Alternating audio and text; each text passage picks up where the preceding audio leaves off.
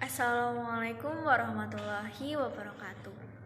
Halo teman-teman, perkenalkan nama saya Fauziah Firdausabadi dari kelas 3 PAIF dengan NIM 2241104022252. Di sini saya akan menjelaskan tentang Qawaidul Fiqhiyah. Apa sih Qawaidul Fiqhiyah? Buku Qawaid Fiqhiyah Muamalah, Dr. Haji Fathur Rahman Az-Zahri menerangkan bahwa kaidah fikih itu berasal dari dua kata teman-teman, yaitu qawaid dan fikih. Menurut bahasa, qawaid adalah bentuk jamak dari kata kaidah yang artinya asas, landasan, dasar, atau fondasi sesuatu, baik yang sifatnya konkret maupun abstrak. Sementara itu, fikih sendiri itu berasal dari kata fikih yang ditambahkan dengan ya nisbah sebagai penjenis atau penyandaran suatu kata. Fikih sendiri memiliki arti pengetahuan ataupun pemahaman teman-teman. Dan secara istilah tersendiri, qawaidul fiqhiyah yaitu kaidah-kaidah yang mencakup sebagian besar cabang masalah-masalah fikih yang dapat dipedomani dalam penyelesaian hukum berbagai peristiwa yang tetap muncul dalam masyarakat. Dan materi selanjutnya yaitu tentang sejarah perkembangan qawaidul fiqhiyah, teman-teman. Apa itu? Yakni sejarah perkembangan dan penyusunan kaidah fikih diklasifikasikan menjadi 3 fase, yaitu yang pertama, yakni fase pertumbuhan dan pembentukan. Masa pertumbuhan dan pembentukan berlangsung selama 3 abad lebih, dari zaman kerasulan hingga abad ketiga Hijriah, teman-teman. Periode ini dari segi fase sejarah hukum Islam itu dapat juga dibagi menjadi 2 zaman, yaitu yang pertama itu zaman Nabi Muhammad SAW yang berlangsung selama 22 tahun lebih, dan zaman tabi'in serta tabi'in yang berlangsung selama 250 tahun. Pada tahun 351 Hijriah atau 1974 Masehi dianggap sebagai zaman kejemudan. Apa itu? Karena pada zaman tersebut tidak ada lagi ulama pendiri mazhab, teman-teman. Ulama pendiri mazhab terakhir yakni adalah Ibnu Jarir At-Tabari, yakni pada tahun 310 Hijriah atau 734 Masehi yang mendirikan mazhab Jaririyah. Dengan demikian, ketika fikih telah mencapai dari puncak kejayaannya, kaidah fikih itu baru dibentuk dan juga ditumbuhkan, teman-teman. Ciri-ciri kaidah fikih yang dominan adalah jawami al-kalami atau kalimat ringkasan, tapi cangkupan maknanya itu sangat luas.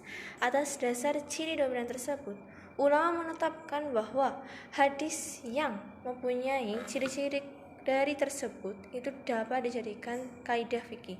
Oleh karena itulah, periodisasi sejarah kaidah fikih dimulai sejak pada zaman Nabi Muhammad SAW. Yang kedua yakni fase perkembangan dan kodifikasi dalam sejarah hukum Islam. Pada abad keempat Hijriah dikenal sebagai zaman taklid. Pada zaman ini, sebagian besar ulama melakukan tarjih atau penguatan pendapat imam mazhab masing-masing.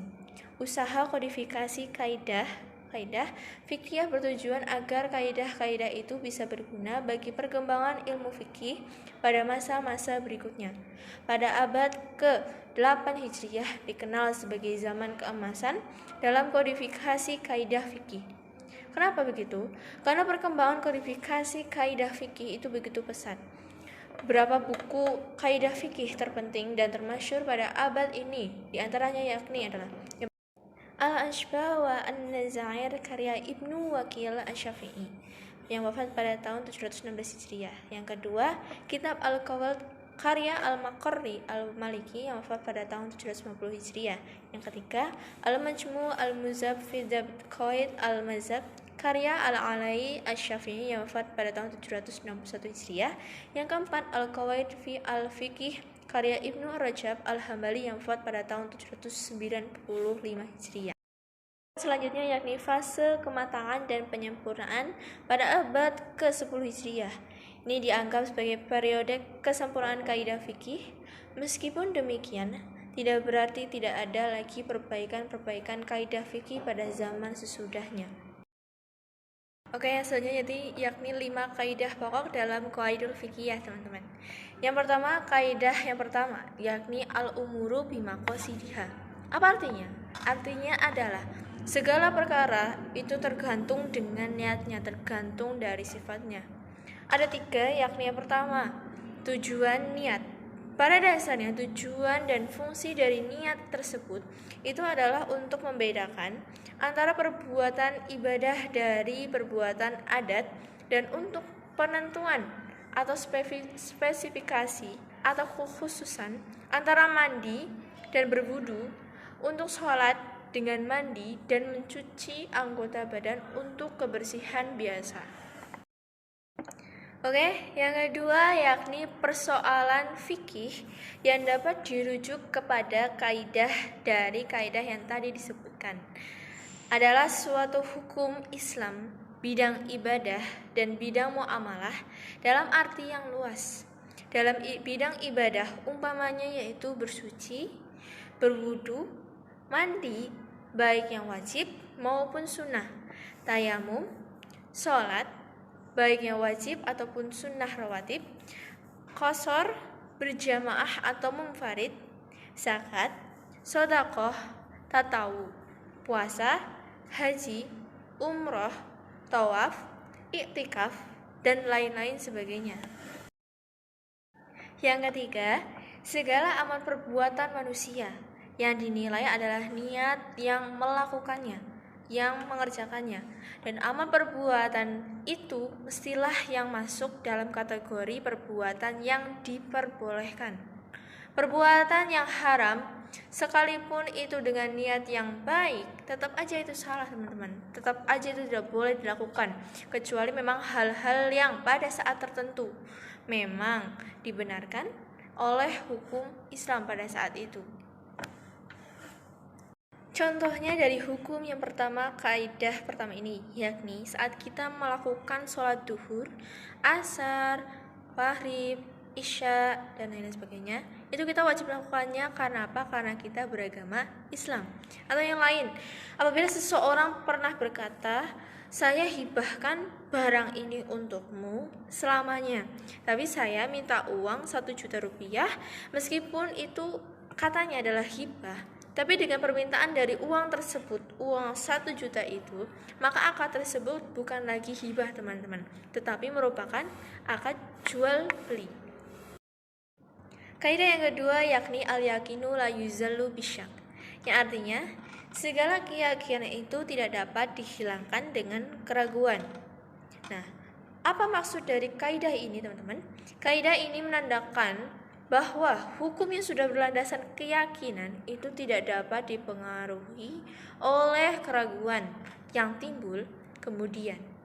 Rasa ragu yang memang merupakan unsur dari eksternal ini dan muncul setelah adanya keyakinan tidak akan menghilangkan hukum yakin yang telah ada pada diri kita sebelumnya. Keyakinan yang baru itu dapat dihilangkan manakala bila terdapat keyakinan yang baru yang sebanding dengan atau bisa juga lebih kuat dari keyakinan yang sebelumnya. Ajaran agama Islam itu tidak pernah mempersulit umatnya, teman-teman. Justru agama Islam itu hadir di muka bumi untuk memberikan kemudahan bagi agamanya kita dan jalan keluar dari kesulitan yang memang sudah ada. Karena itulah segala sikap yang cenderung berlebih-lebihan, yang mempersulit diri sendiri dalam suatu hal, bisa dalam beragama, itu sangatlah tidak dibenarkan. Karena hal ini itu dapat menimbulkan sikap yang was-was, sikap yang tidak baik. Inilah yang menjadikan alasan para ulama untuk menjelaskan bahwa was-was itu yang sangat keraguan itu tidak disebabkan karena adanya 2 hal. Yang pertama yakni adanya keraguan terhadap kebenaran ajaran agama yang dibawa oleh Nabi Muhammad SAW, sehingga merasa perlu untuk ditambah. Atau yang kedua yakni karena adanya lemahnya dari akal, kurangnya dari pemahaman terhadap ajaran agama. Contohnya yakni pada saat kita sedang melaksanakan sholat duhur 4 rakaat, ya teman-teman, 4 rakaat. Di pertengahan sholat itu dalam rakaat itu kita lupa untuk melaksanakan 3 rakaat itu atau yang keempat. Nah, kita itu harus menetapkan dengan yakin bahwa kita itu melaksanakan yang ketiga atau yang keempat. Nah, itu baru menghilangkan dari keraguan. Nah, kaidah yang ketiga yakni tentang al-masyaqqatu tajlibu at-taisiru. Apa artinya? Yang ini kesulitan itu mendatangkan dari kemudahan. Nah, apa maksud dari kaidah tersebut? Apabila suatu hukum terdapat kesusahan atau kesulitan di dalam penunaian dan pelaksanaannya, dan baik kepada badan, jiwa ataupun harta seseorang mukallaf, maka hukum itu diringankan sehingga tidak menyulitkan, tidak menyusahkan lagi. Keringanan tersebut di dalam Islam dikenal dengan sebutan rukhsah atau keringanan yang tadi sudah disebutkan. Nah, karena kaidah tersebut adalah kesulitan yang bisa menyebabkan adanya kemudahan. Maksud dari itu adalah hukum-hukum syariah yang didasarkan atas kenyataan, kenyamanan, keringanan, dan juga menghilangkan kesulitan. Hukum-hukum yang memang dalam pelaksanaannya, penerapannya itu menimbulkan kesulitan dan juga kesukaran bagi yang mukallaf atau subjek dari hukum tersebut. Nah, maka syariah itu meringankannya agar mukallaf itu dapat melaksanakan hukum tersebut itu tanpa adanya kesulitan. Dalam ilmu fikih, kesulitan yang memang membawa kepada kemudahan itu setidaknya ada 7 macam. Yakni yang pertama, sedang dalam perjalanan. Nah, kita saat perjalanan itu bisa dimudahkan, teman-teman. Yang kedua, dalam keadaan sakit atau al-marad. Yang ketiga, keadaan terpaksa atau al-ikrah. Yang keempat, lupa atau al-nisyan. Yang kelima, ketidaktahuan atau al-jahl. Yang keenam, kesulitan umum atau al-balwa. Yang ketujuh, yaitu kekurangan kemampuan bertindak dalam hukum atau al-naqs. Kaidah yang keempat yakni ad-duraru yuzalu. Yang apa itu artinya? Yaitu kesulitan itu harus dihilangkan. Apa maksud dari kaidah tersebut?